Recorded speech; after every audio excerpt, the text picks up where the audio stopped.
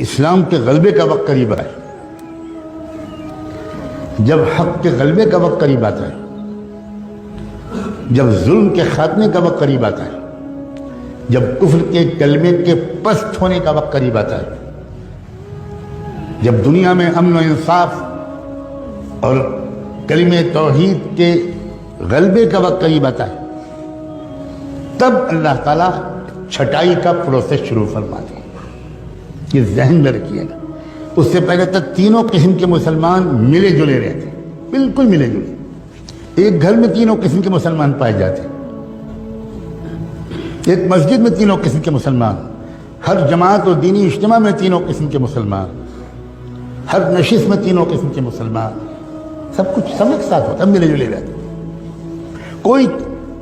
لیکن جب وہ وقت آتا ہے کہ جب اب دودھ الگ ہوگا اور پانی الگ ہوگا، جب اسلام کے غلبے کا وقت، میری بات کو غور سے سننا، بہت امید کے ساتھ اس مسجد میں نے یہ بات چھیڑی، بہت عظیم لوگوں کی طرف یہ مسجد منسوب ہے۔ ہم لوگ عام طور پر نعمتوں کی قدر زندگی میں نہیں کرتے، یہ ہماری مصیبت ہے۔ ہم کسی نعمت، کسی شخصیت کے قدر کے لیے اس کے انتقال کا انتظار کرتے ہیں۔ میں پھر دہراتا ہوں، جب اسلام کے غلبے کا وقت آتا ہے، جب کفر کے کچل جانے کا وقت آتا ہے،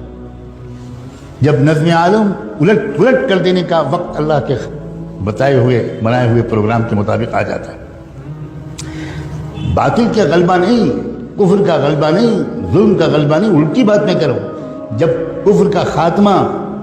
جب باطل کے کلمے کے کچل جانے کا اور اسلام کے اور حق کے اور انصاف کے اور امن کے قائم ہو جانے کا وقت جب قریب آتا ہے، تو ہمیشہ اللہ کا معمول ہے کہ ملے جلے تینوں قسم کے مسلمانوں کے ذریعے کبھی بھی حق کا غلبہ نہ ہوا ہے نہ ہوگا۔ اس سے پہلے اللہ تعالیٰ ایک پروسیس شروع کرتے ہیں، ایک ترتیب ہے اللہ تعالیٰ کی، وہ یہ کہ چھانٹ دوں گا میں، پہلے قسم کے مسلمانوں کو الگ کر دوں گا اور دوسرے قسم کے مسلمان بھی پیچھے پیچھے ان کے ساتھ رہیں گے، لیکن تیسرے قسم کے ایک انسان کو بھی میں اپنے مقبول بندوں اور بندیوں کے ساتھ کھڑے رہنے کی اجازت نہیں دوں گا۔ پھر میل تو چھٹے گا، الگ ہو۔ اور اس کا طریقہ کیا ہوتا ہے؟ اس کا طریقہ اللہ کی طرف سے یہ ہوتا ہے کہ کفر ظلم شروع کرتا ہے، ستانا شروع کرتا ہے، بڑھتا چلا جاتا ہے ظلم، ٹارچر ہوتا ہے، چلتے پھرتے مسلمانوں کو مارا جاتا ہے، جیلوں میں ٹھوسا جاتا ہے۔ یہ طریقہ ہے اللہ کا، یہ فلاں حکومت کر رہی ہے، فلاں حکومت کر رہی ہے، یہ ظاہری طور پر ہم کو اسباب کے اعتبار سے کچھ کام کرنا ہماری ذمہ داری ہے، لیکن میں سمجھا رہا ہوں یہ اللہ تعالیٰ کا ہمیشہ سے یہ سسٹم ہے۔ اُذِينَا مِن قَبْلِ أَن تَأْتِيَنَا وَمِن بَعْدِ مَا جِئْتَنَا، بنو اسرائیل کے لوگوں نے موسیٰ علیہ السلام سے کہا تھا کہ پہلے بھی ہم ذلیل سمجھے جاتے تھے، فرعون کے لوگ ہم کو دلتوں سے زیادہ بدتر سمجھتے تھے، ہمیں غلامی کی زنجیروں میں جکڑ رکھا تھا، آپ آئے، ہم نے آپ پر ایمان ہم نے قبول کیا، ہم نے آپ کا ساتھ دیا، اس کے بعد بھی وہی ظلم ہم پر ہو رہا ہے۔ وہ ظلم اور ظلم میں فرق تھا۔ چنانچہ موسیٰ علیہ السلام نے بعد میں جو جوابات دیے اور بعد میں اس قوم کی تاریخ نے جو مرحلے طے کیے، تو اس نے بتایا کہ بہت فرق تھا ان دونوں قسم کو ظلم میں۔ چھٹائی لازمی ہے، لِيَمْحِصَ اللَّهُ الَّذِينَ آمَنُوا لِيَمِيزَ اللَّهُ الْخَبِيثَ مِنَ الطَّيِّبِ، قرآن نے 20 جگہ یہ بات بیان کی۔ چھٹائی تب ہوتی ہے، یہ ایک بات میں تیسری چوتھی بار دوہرا رہا ہوں، جب اسلام کے غلبے کا وقت قریب ہوتا، اس وقت اللہ تعالیٰ یہ برداشت نہیں کرتے کہ تیسری قسم کے لوگ یہ دوسری اور پہلی قسم کے والوں کے ساتھ رہے۔ احد کی جنگ میں اللہ کے رسول نکلے صحابہ کو ساتھ میں لے کر،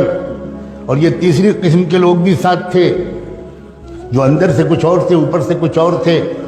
اور یہ بھی ساتھ چلے، مگر راستے میں 300 اس تیسری قسم کے لوگ حضور کا ساتھ چھوڑ کے الگ چلے گئے۔ کیوں الگ چلے گئے؟ اس لیے کہ اللہ کے نظام کے مطابق ممکن ہی نہیں تھا کہ یہ تیسری قسم کے لوگ اس فتح کے وقت میں ان کے ساتھ رہیں، یہ ممکن نہیں، یہ اللہ تعالیٰ کبھی نہیں ہونے دیتے۔ مسلمانوں، خدا کے لیے اس بات کو غور سے سمجھو کہ یہ تیسرا جو یہ وہ دور ہے جب اللہ تعالیٰ نے فیصلہ کر لیا ہے ایک ایک کو چھانٹ کے رہوں گا،